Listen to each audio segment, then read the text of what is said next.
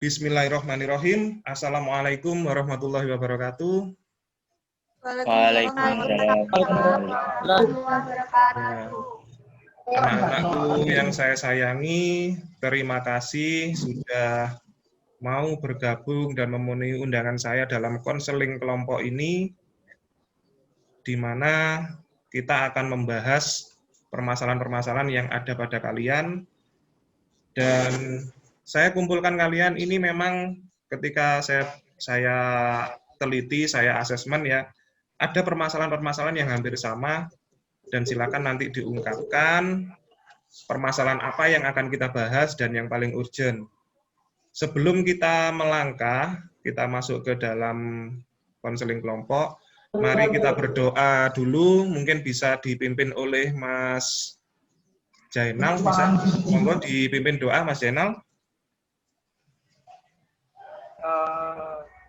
Sebelum mengawali meeting kali ini, mari kita berdoa. Mulai.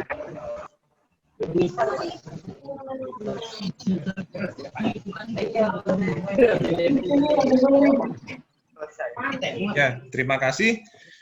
Mungkin untuk kelompok ini apa perlu kita berikan nama nggih? Nama kelompok? Ada usulan nama kelompok? Terserah Pak nama kelompoknya. Terserah, nama kelompok terserah gitu ya. Oke, ya nama kelompoknya terserah ya. Ya, untuk melancarkan kegiatan hari ini, mungkin bisa memperkenalkan diri dulu, dimulai dari Mas Jainal. Monggo Mas Jainal, silakan diperkenalkan dulu, namanya, dari kelas apa? Ya, perkenalkan, nama saya Muhammad Zainal Rosidin. Saya dari kelas 10 di KVA.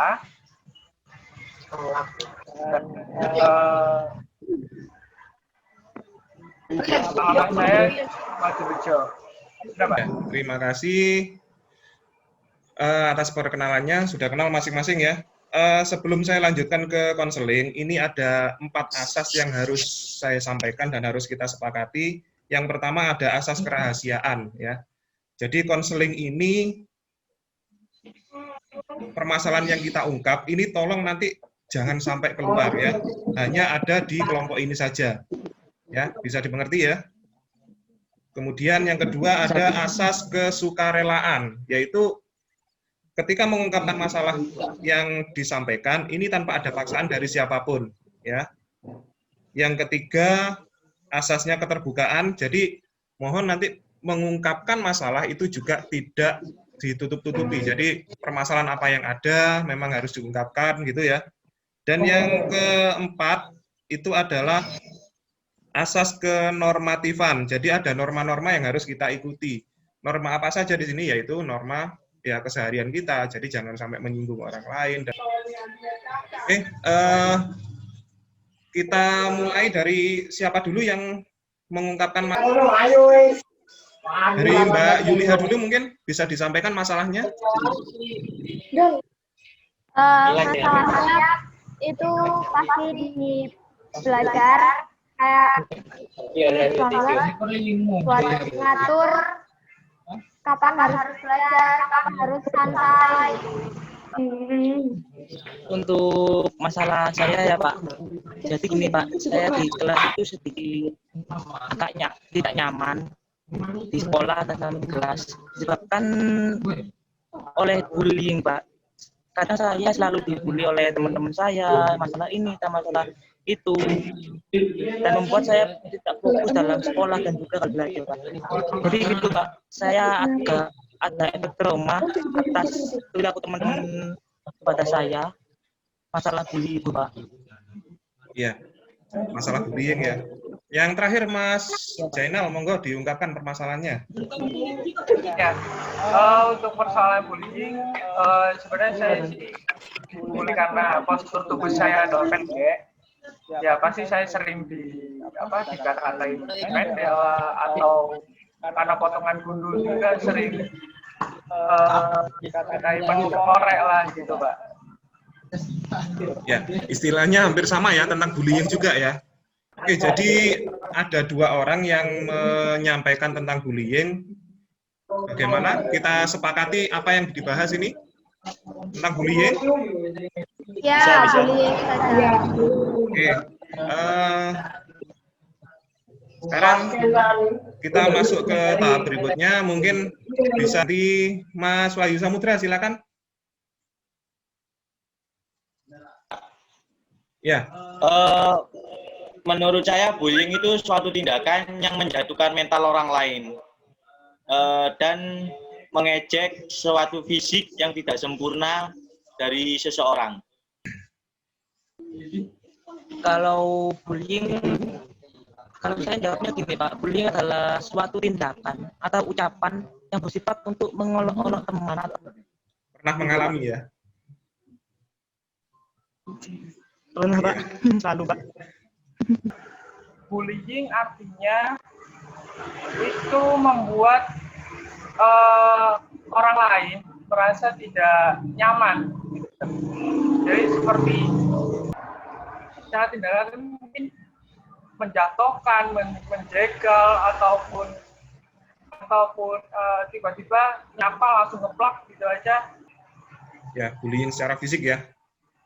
Ya. Ya, Mbak Yuliha mungkin ada pengertian? Kalau dari saya, bullying sendiri itu berarti kayak kita merasa direndahkan. Mungkin bisa jadi seperti itu. Terima kasih. Mungkin pertanyaan berikutnya yang mau menjawab bisa angkat tangan kemudian menyalakan audionya ya. Kira-kira langkah apa yang bisa Anda lakukan untuk ya Mas Wahyu Samudra silakan. Ini Pak, untuk mengurangi tindakan bullying itu mungkin bisa melakukan dari orang tua itu melakukan pendekatan kepada anaknya. Apa yang dirasakan oleh anaknya selama berteman di sekolah, di lingkungan, mungkin bisa lebih diperhatikan lagi anak-anaknya supaya tidak terjadi bullying pada anak-anak yang lain. Mungkin proses terjebaknya bullying itu karena ada kekurangan fisik dari seseorang ya. Jadi saya harap untuk orang tua itu lebih memperhatikan anaknya. Ya, terima kasih. Mungkin saya coba sharekan ini ya, share PowerPoint ini. Jadi ini yang bisa kita simpulkan, bullying ya, pengertian dari bullying itu sendiri tidak terbatas pada ucapan ya, tapi di sini adalah penggunaan kekerasan, ancaman atau paksaan untuk menyalahgunakan atau mengintimidasi orang lain ya. Perilaku ini dapat menjadi suatu kebiasaan dan melibatkan ketidakseimbangan kekuasaan sosial atau fisik. Intinya, bullying itu adalah membuat seseorang itu merasa tidak nyaman. Kemudian apa saja sih macam-macam bullying?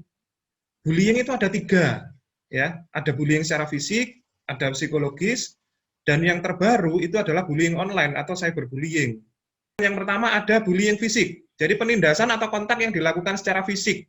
Contohnya, ketika ada teman Anda berjalan, tiba-tiba Anda pukul, itu adalah bullying secara fisik. Atau berikutnya ada bullying psikologis. Penindasan yang menimbulkan trauma, ya trauma psikologis, ketakutan, depresi, kecemasan, atau bahkan stres. Yang berikutnya, yang ketiga, adalah bullying online, ya atau cyberbullying. Penindasan melalui media online, ya berupa kata-kata, mungkin juga video, ya penghinaan dan lain-lain yang menimbulkan efek psikologis yang mendalam. Kesimpulannya adalah bullying dalam bentuk apapun itu pasti akan menimbulkan efek yang mendalam, itu yang pertama, dan bisa mengakibatkan fatal ya. Untuk itu, satu kesimpulan yang harus kita lakukan adalah stop bullying mulai dari sekarang, mulai dari diri kita sendiri. Oke, untuk menutup pertemuan kita, stop bullying, dari sekarang.